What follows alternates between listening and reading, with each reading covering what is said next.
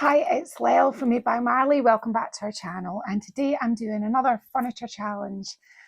I do furniture challenges because they're fun, but I also do them as well because these are really good for everybody's channel that takes part. So today it's two of my friends on YouTube, two of my furniture painting peers. It's Crystal from the Crafty Creech DIY and Furniture Flips. That's not easy for me to remember. And Lavon from Le Vintage Decor. So the theme today is vintage tattoo. So I'm not really going to over egg this one. It's not going to be one that goes on for hours.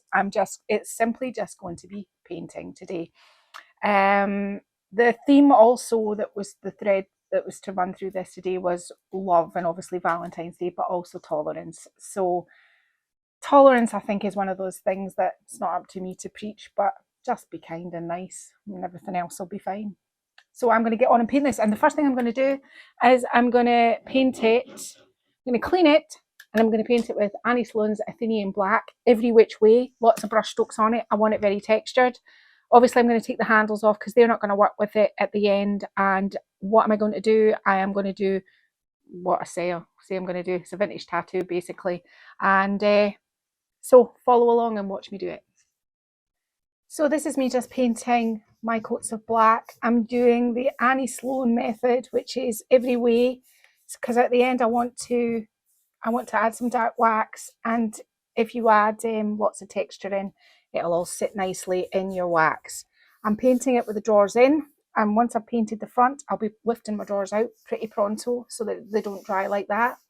And then when it's dry, I'm going to be giving it a second coat, just so that it's nice and black, and that'll be our canvas to do our artwork. So today I'm going to be painting, well, like what I said I was going to do, just a vintage tattoo. I've looked at lots of sort of imagery of vintage tattoo. I'm going to keep it quite simple, something that people can recreate at home if they want. And well, yeah, that's what I'm doing. Okay, so what I'm actually doing here is I am just using a low tack frog tape. It's for delicate surfaces, so I'm hoping that it doesn't pull my paint off when I stick it around the edges on the back of here, because what I've done is I've drawn out my design. My design is pretty simple.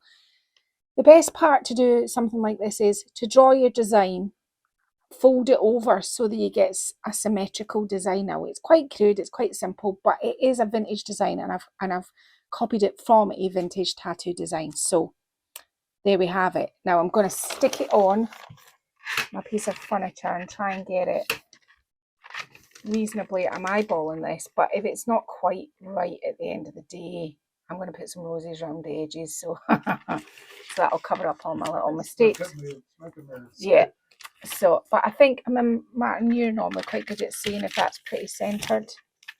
It might be slightly off, but I could measure it, but I'm not gonna. Now, I'm just going to put another few pieces of tape here just to secure this down. Now the next bit is very laborious, and it's not going to show up hugely on the furniture, to be honest with you, because I've painted it black, but it will be enough for me to probably make most of it up in my head. I've got one of these little tools, you know, with a little tiny, see the little ball on the end? I usually use a pencil. I'm just trying to be professional. It's just I was over in the stable getting stuff to do this video, and I saw these at the time. Now, I think the best course of action with this transferring process is to go round the edge of my piece first. So I'm going to go round all of the edges, and then what I'm going to do is I'm going to fill in the parts in the middle just so I don't miss anything. But if I do miss parts, I'm not going to cry into my cornflakes, because I'll be able to just, I don't want to poke it right through it.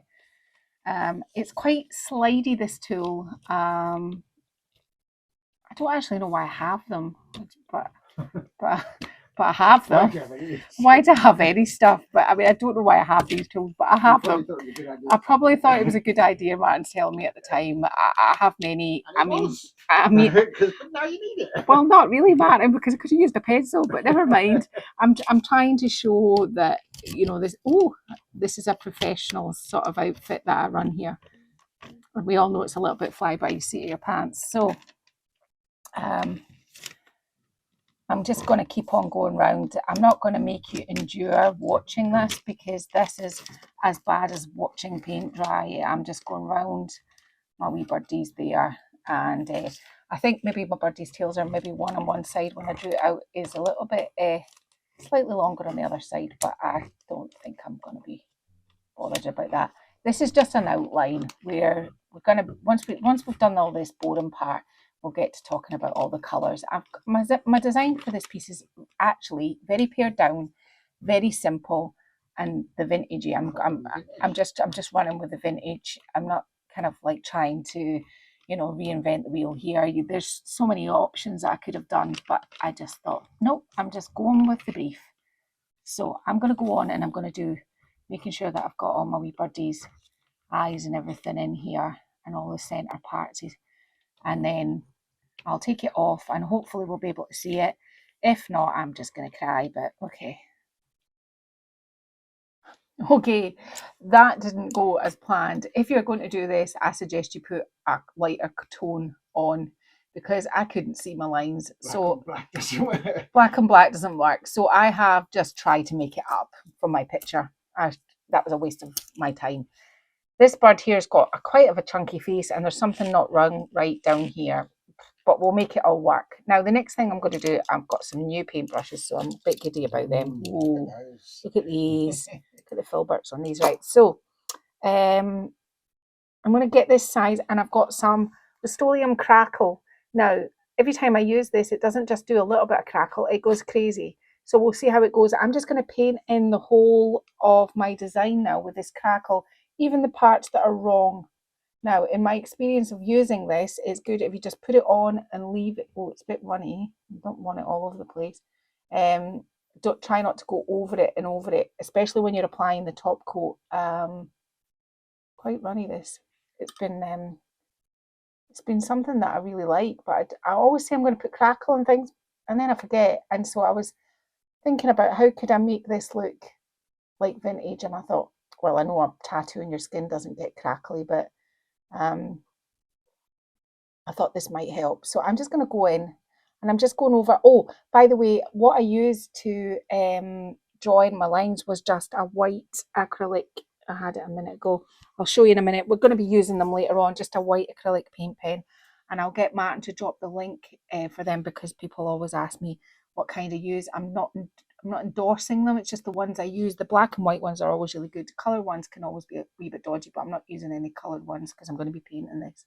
So I'm just going to go on and paint all this in between my lines with my crackle, and then we'll let it dry and we'll get to painting this. Okay, so I've let the crackle dry, and what I have down here on my mix mat is some Annie Sloan's Provence because that's going to be the majority of the birds. Now, as I said, in my experience with this paint, the crackle is not too many scoots over the top of it. Just do what you got to do and do it, because if not, it kind of gets a bit sticky. So I'm moving at a pace here. Now again, I'm not too worried right now about any of the edges. These are all going to be tidied up. I'm just wanting to get my colour in. And to be honest with you, these sorts of looks where I'm right up to my edge, that's fine. I'm okay with that.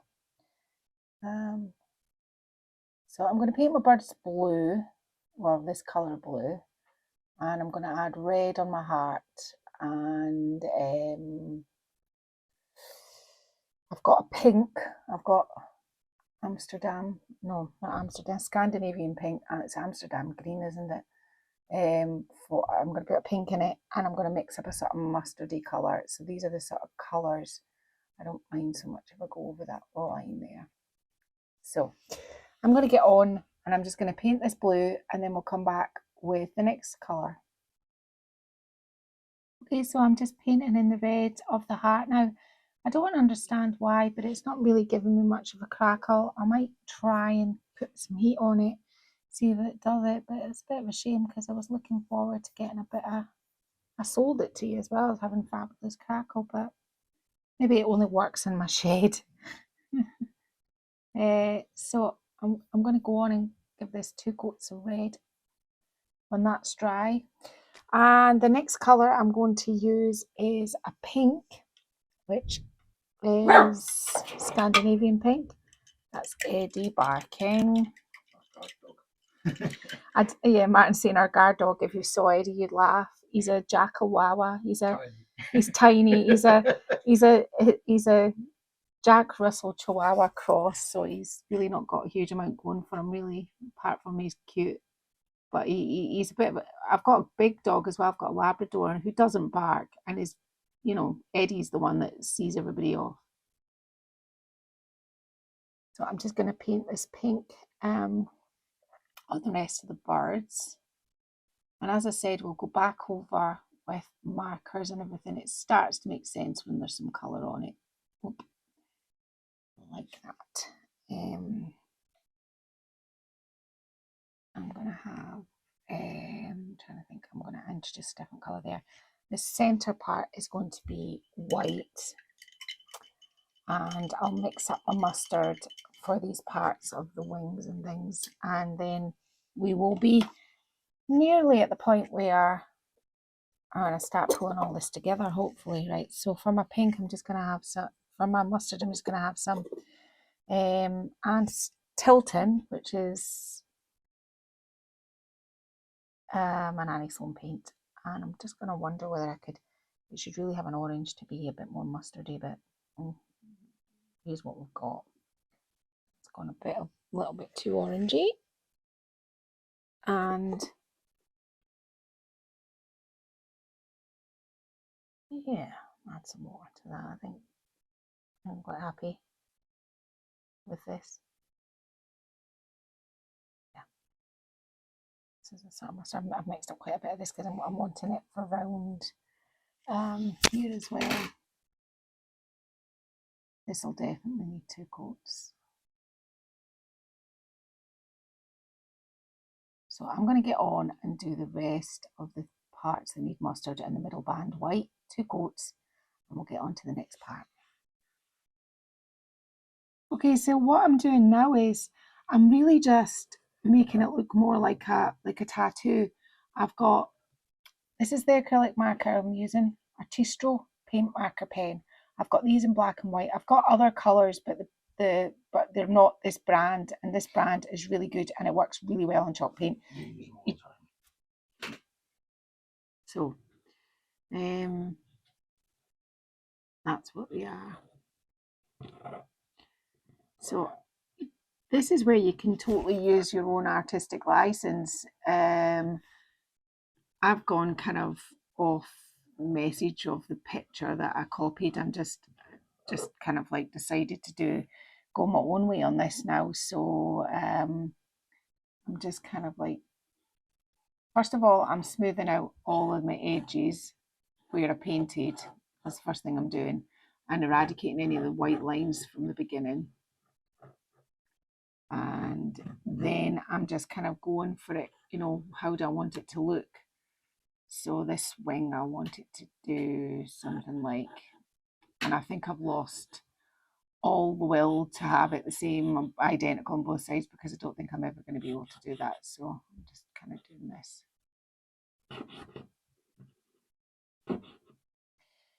Now I've got his wee head, and this is just keeping everything sort of the same. What I'm going to do is, I might have to do this bit off camera. It seems a tad complicated. I think it's because this bird is, and this bird's a bit bigger, so I'm going to go down around here instead.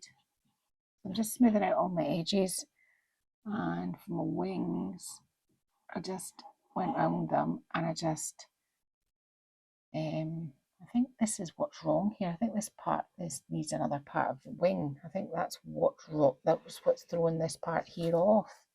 So I think I'll do something like this, and I'll just paint it in. Yeah, I think that's what's wrong there. These sorts of things just take a little bit of time. If you think about tattoos and think about how they have to put them together on your skin. I don't know whether you've got tattoos. When I was younger, my friend at school told me that there was a man in the nearest like kind of city to us that if you took a note from your mum, you could get a tattoo. This was an underage tattoo. I won't tell you what age I was. This is a story about me. I suddenly thought about tattoos, right? So he wasn't the kind of who cares type, really, to be honest with you. But as long as you had a bit of paper that said your mum said you could get a tattoo, off you could trundle. So I said to my friend, but my mum will never sign a piece of paper. And she went, it doesn't matter, just sign it yourself and take it along. So me and my two friends, off we trundled on the train to get these tattoos. Now, I'm not actually going to tell you what age I was, but I was way too young to get a tattoo. I get in the door, and the man was a big, scary bear of a man. He was terrifying. And said to my friend, what do you want? And she went, could I just have these 3 cherries? So she got cherries, and she said to my other friend, what do you want? I want Yosemite Sam, he said. And he looked at me and went, what do you want? I went, and I looked round the wall, and I was really freaked out in case he said no, I couldn't have it. I went, I'll just have that butterfly. So anyway, off we got our tattoos, and I won't tell you where my friends got theirs. Mine's is on my back, but I can't see it, and it's all fine. It's only when I sometimes catch it, and I think that is that thing where you really don't have any common sense when you're young, because I can't actually ever wear something like, like my daughter's wedding, my dress was backless. You can see the tattoo. I can sometimes cover it up, but and it's not very big, but it's not the prettiest of tattoos in the world. I can appreciate the artistry in tattoos, and you get some absolutely beautiful ones. And if I had to do it all again, I wouldn't have picked what I've got on my back. But that's that thing where when you're young, you haven't got really any common sense, and yeah, so there you have it. That was the tattoo day. Yeah, and I don't feel that bad, but I think about my friend who got the cherries on her bum, and I think of my other friend who got his Yosemite Sam, and I just think, actually, do you know what? I maybe had the most common sense out of the lot of them, because. So anyway, there's a tattoo story. Nowadays that would be really bad to tattoo underage children. But I had the tattoo from my mum till I was into my 30s. Until one day she was something wanted to say something on my back, and I said no, and she was like, what is it, why are you hiding? I think she thought there was something wrong with me. She was like, show me. And I pulled up my top, and it was tattooed, and she was horrified. And I mean, I was 30 at that point. I wasn't a kid anymore. I mean, all the way from being really young to then. Anyway, you get what I'm doing, and you can see what I'm actually trying to achieve here. I'm just trying to make it look more like a tattoo. I am going to put words on here. Still think I still think this part here could be a little bit wider. I'm going to stand back in a minute and see where all the parts that I could do with just a little bit of a fix. I'm not looking at any pictures now. I'm just, kind of wading in on it. I think I had a thicker one here, something like that. And that's what I'm doing. Okay. So using the white artistral paint marker pen, I've just highlighted it all in roundabout, and I've just put in some fancy detail to make it look more like a tattoo. Now I've just kind of got a pencil line. I mean, I'm just kind of making it look, I just make my pen work. I'm just going to make it look kind of scribbly, if you know what I mean. I just kind of got a pencil and kind of roughly put where I thought I might want my word, which is love, because it's a Valentine's Day piece. Um, so just scribbly. That's all I've got to say about that. Scribbly. I just wanted to make sure they were all all my letters were roughly the kind of same size when I scribbled on. And now we're going to be moving on to, I think that's about right. Now I'm just going to do some kind of heavier lines on the scribbles. Now we're going to be moving on to putting some florals and flowers on it. I'm not going to go crazy because I just want it to be what it is. I'm wondering if I should just put a wee corner on there.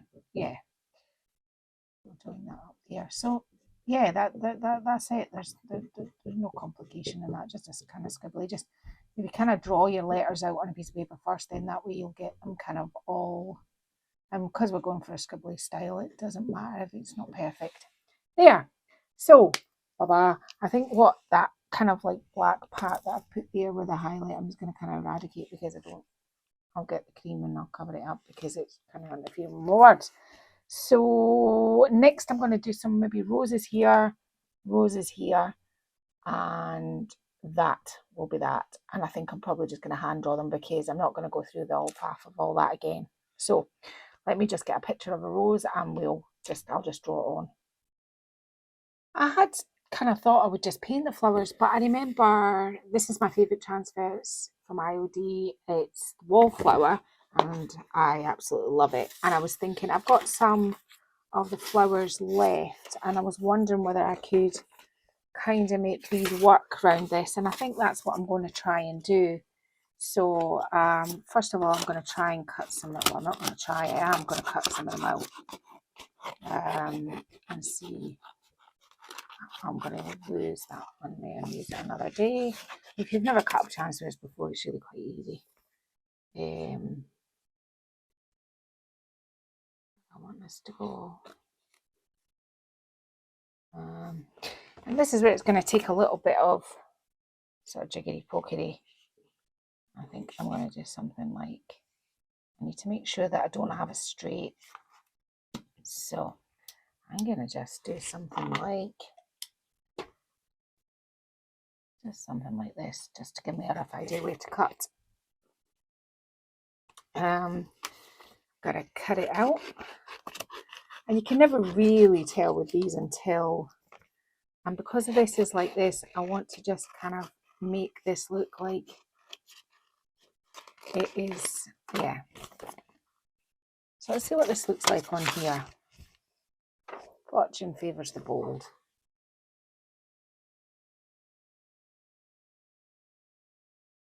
Yeah.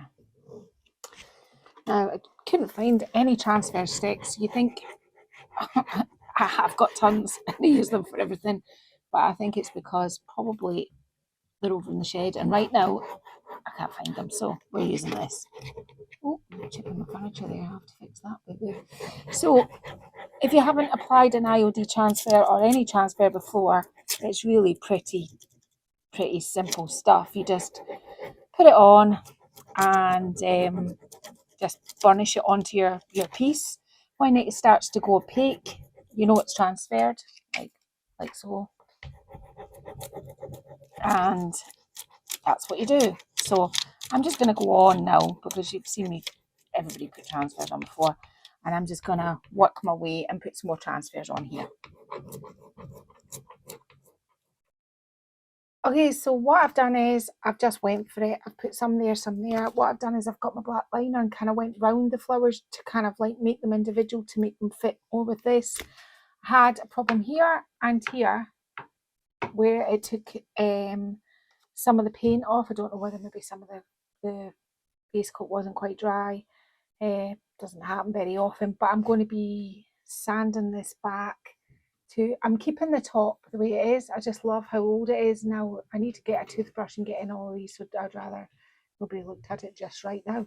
But yes, I'm keeping that wood. So, and I'm going to shabby it back, sand some of these areas back here to match this colour of wood. We're just about done. I mean, there's not a huge amount more I'm going to do to this. I'm not doing any artwork on the sides. I think this piece is just nice the way it is. So it's been relatively simple. I still have to paint back around these parts that have come off, and I need to put some transfers here. I've got this transfer here to come off, but all I did was I just took pieces and parts, put it around and tried to make it have some kind of flow about it. So that's where we're at. Okay, so what I'm doing here is I'm just going to shabby up the edges and bring back that brown. Sometimes it's good if you alternate between a piece of sandpaper and a wet cloth, but the heat in here, I think it might be tricky to wet distress it. I want this rim here exposed as well. I want it to look really vintagey and chipped. So I'm sure everybody's seen distressing, but that's all I'm doing. I'm rubbing off so that when I put some brown wax in here, it's gonna look good. So I'm really kind of taking it back to the wood to match the top. The top has had a toothbrush. There was a little layer of stuff I just couldn't get out of there, and I have decided I just really like the top. This is a really old piece of furniture. Don't let it fool you. I mean, it is old, and I like the grain on the top, and I just don't think it needs painted. So you can see what I'm doing here. I'm just kind of bringing it all back. I don't want to get where I've been painting really, but just I'm going to do this around all the drawers, and then we'll get to waxing, because I'm going to clear wax it and dark wax it, and then we'll be done. Candles and things like that, and then we'll be done.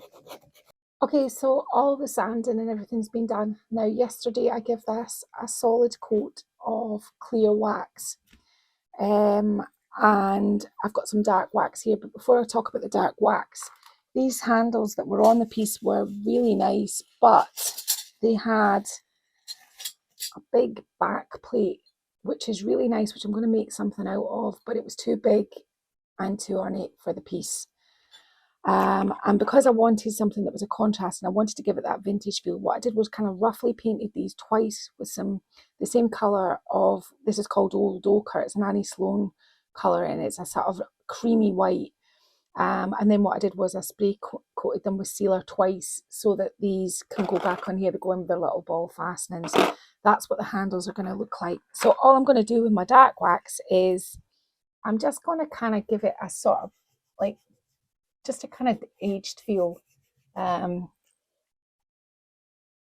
It kind of gives it a sort of kind of, when you put onto black your dark wax, it gives it a kind of ebonized feel, and you can't really tell too much, but it does give it a really rich sort of ebonized feel. And if you're kind of looking to get that sort of real vintage look, it's nice to put it over where you've sanded back. You can go over your flowers, because I really heavily distressed my transfers as well, and what that kind of does is it kind of beds them in a bit. You can touch it onto your paler colours and give it a little bit of, because we are going for the vintage look. So, but you don't want to dirty them up too much, maybe just a little bit of a shadow. And this here at this part is all about preference and how you want it to look. I'm not going to do the whole sides and everything with this. I'm just aging out the front, and it just gives it it gives it another kind of dimension. That's all I'm doing here. And it just, as far as I'm concerned, it gives that sort of aged look that you're trying to achieve. So I'm going to go on and I'm going to do this. I'm going to get Martin to pop the handles on, and then we'll get it over to the studio for the staging and the glamour shots. Okay, so we're finished. What did we do? I kept the top completely natural because it was beautiful wood and it was an old vintage set of drawers, and I think it keeps the vintage look of the piece. I used carbon paper. I drew my own design, used carbon paper to transpose it onto the furniture. Bear in mind, if your piece is black and you're putting black carbon lines on it, it's kind of hard to see, but shine the torch and you'll get there in the end, but probably better used for paler colours. Put some IOD transfers on it. Painted the handles and sealed it all with top coat, and then added some dark wax to give it that sort of ebonized look, and I heavily distressed it, sanded it all down. Now, what I did in the intervening period before I brought it over here for the nice shots of it, I realised that it was looking a little bit plain, and I thought, this is a challenge. So I made up some decoupage paper of my own. I just got some designs and put it together, and what I did was I put these on the sides of the drawers, and I'll get Martin to show you the sides of the drawers when we do this sort of overall look. So that's been it today. That's another challenge done, and I really like this one. It's not super complicated. Anybody can do it, and I think that's what speaks for itself in this. It's just nice and simple, but it looks vintage and it's a tattoo. So I would like to thank today the Crafty Keach DIY Furniture Flips, because she's put on the challenge, co-hosted with my lovely friend Lavon from Vintage Decor. Now, it's a really nice community that we all do these things, and so if you go and check out their channel and also have a look at our description, where you'll see the full playlist of all the other people that took part, and it's just a bit of fun, and you can have a wee go and see who you think hit the mark on the challenge. So I've been Lel from Made by Marley. If you've liked this and you want to see more, consider subscribing, like it, share it, leave a comment, push the bell notification so you're notified when I release a new video, and I'll see you again another day. Bye bye.